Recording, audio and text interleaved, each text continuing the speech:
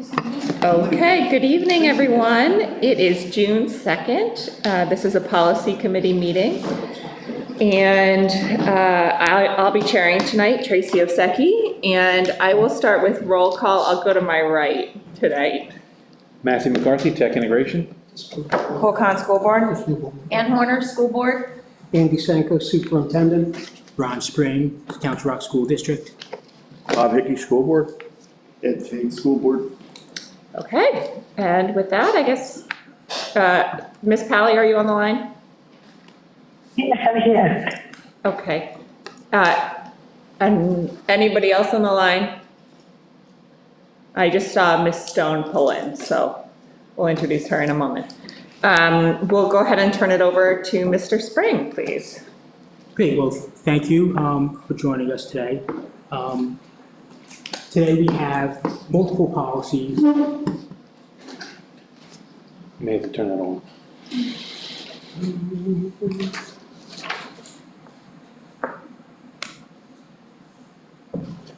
We have multiple policies. Almost all our policies, except for one, are second read policies.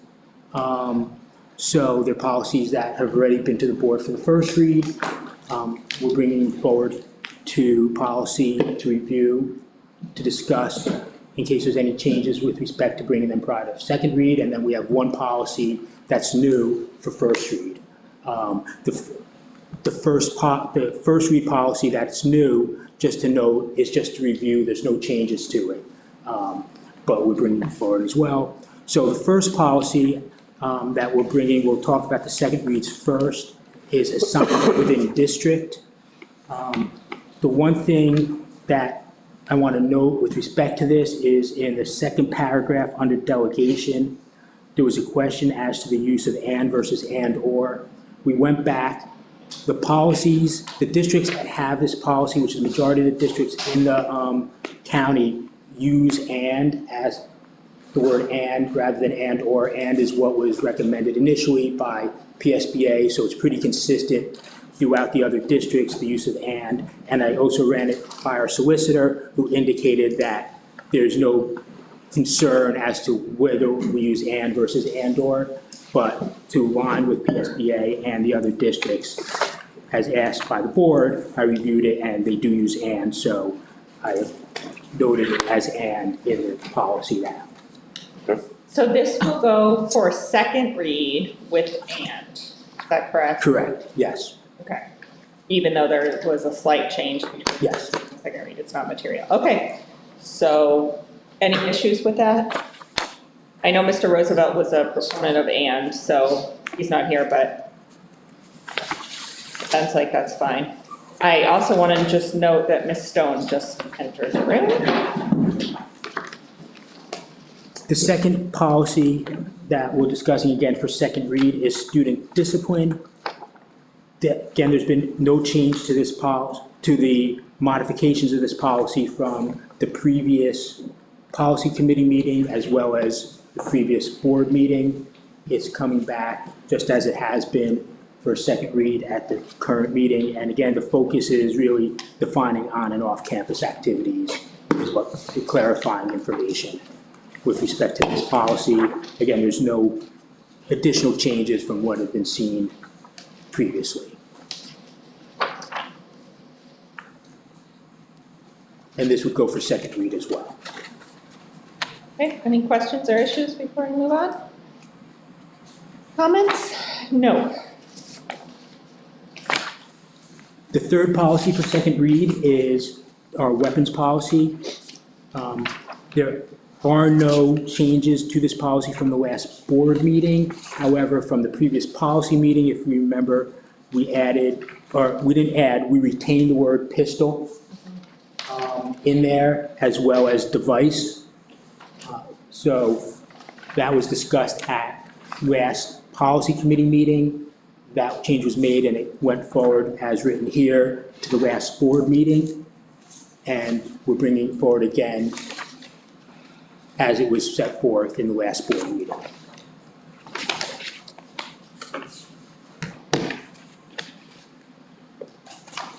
Questions?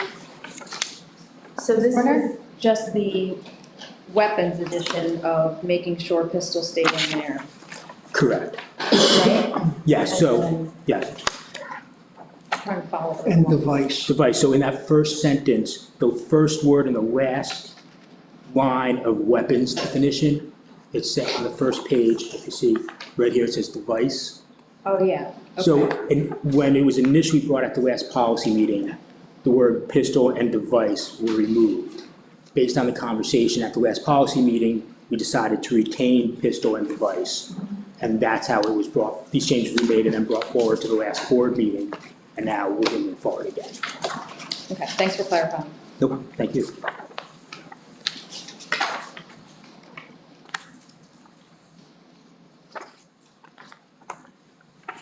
The next policy for second read is terroristic threats. This was brought forward initially at the last policy meeting.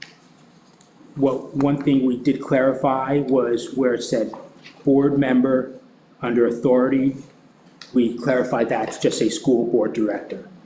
So it was clear, we knew exactly who was talking about. And it just specifies school board director, among other people, students, employees, community members, property owned, members of, or people who own property, leasing, or being used in, property being used in the district.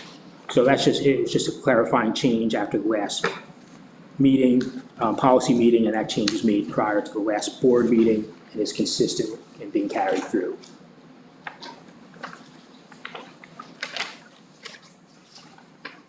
Was that the only change from our last? From our last meeting, yes. You know, one of the things that you'll see is in these policies, and it was previously discussed, it's not a change from the last meetings, but just to bring to attention is many of these policies, when they were initially passed, were prior to us having behavioral threat assessment teams. So now it does refer more to behavioral threat, the use of our behavioral threat assessment teams within the policies, which have new since they were last adopted.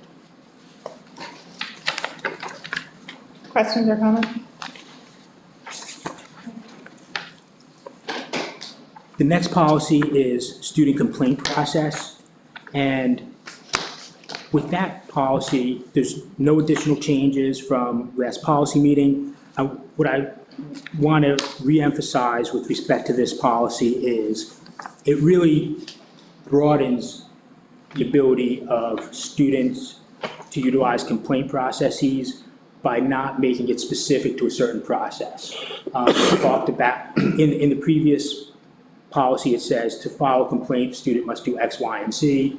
However, that really goes against a lot of what we talk about with, it depends on the complaint. Is it a complaint about a grade? If that's the case, the first step would be talking to the teacher. Is it a complaint about harassment? Well, that would go another way. Is it a complaint about, you know, not wanting to be in a certain class? That would go through guidance. So it really just says, you know, students should follow the process as determined, and that we take all complaints seriously and will investigate them to ensure that students' rights are protected. And again, it's more of a more encompassing, inclusive policy based on the changes. Under authority, can you read that paragraph, the first paragraph, on how it's to, because there's a lot of cross-outs, adding. Yes. So it would say, the board and its employees shall recognize the complaints of students provided that such complaints are submitted according to the established administrative regulations. So The last part is on the back. Page 2.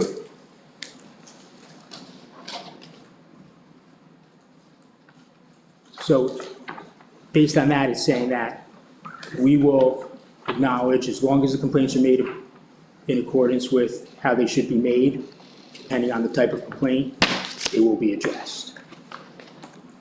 So it really takes a lot of that other verbiage out. Okay. Well, Ms. Khan? I guess we're eliminating a lot. I guess simplifying it is good for this case, but do you know why there was so much verbiage in there to begin with? I don't, it was It's very, It was adopted in 98 and last changed about 10 years ago or 9 years ago in 2016. So I don't know why it's specified, was so specific Right. then, not having been part of the process. but now as it will read, it's simpler, but it still doesn't limit. In fact, Process. it extends the rights and ability to file complaints. Thank you. Anybody else? Any issues?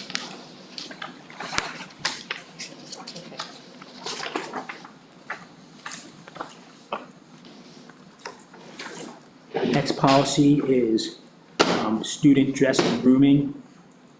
There's only really one substantive change to this, and it relates to what changes that we've seen in a lot of policy updates recently, and that is addressing the needs of students experience educational instability.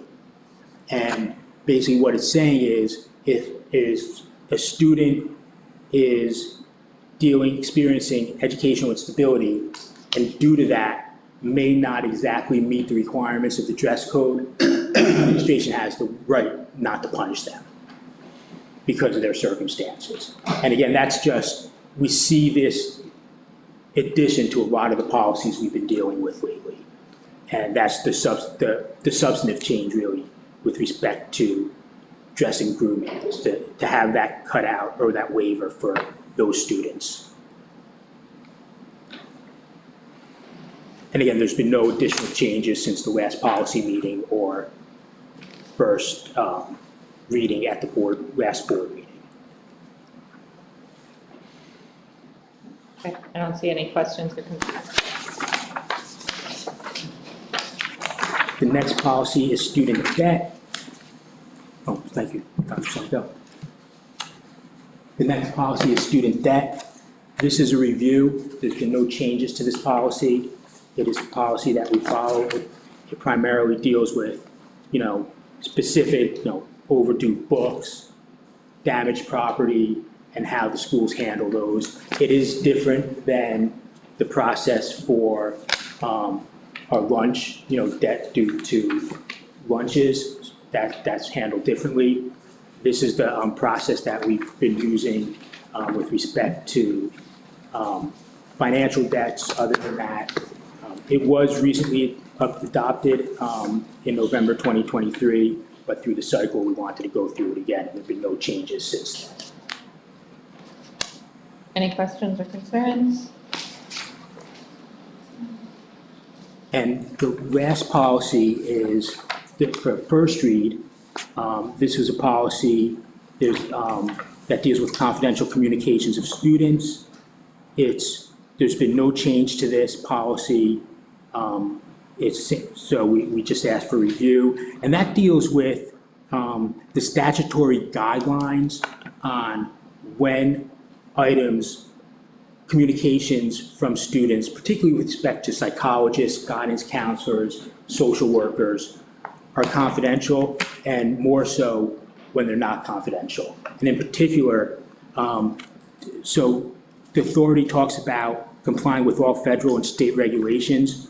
The remaining paragraphs pretty much take the wording directly from the statutes. So under guidelines, the first paragraph talks about being able to share information when it can affect the health, welfare, or safety of a student or other person. That language is almost verbatim from 22 PA Code 1212, which is cited. The next paragraph similarly is verbatim from 22 PA Code 1212 and refers to legal proceedings. And interestingly, that's also cited number 242 PA CSA 5945.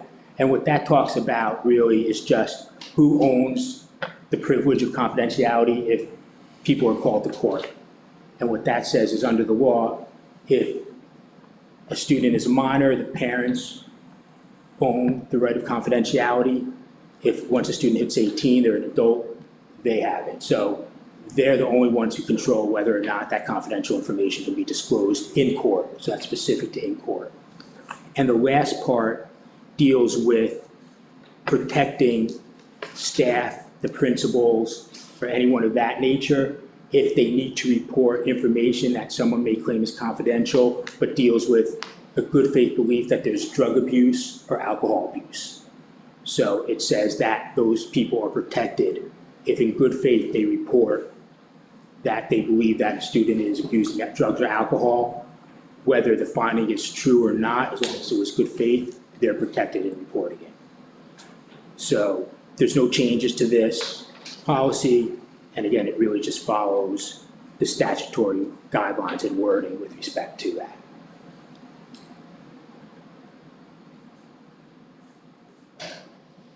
Questions, concerns, issues? Dr. Sicko, do you want to talk again about how everybody's a mandated reporter? You know, I'm happy and maybe how that, I'm happy to talk about that. I'll start by giving a shout out to Ronnie and the HR team.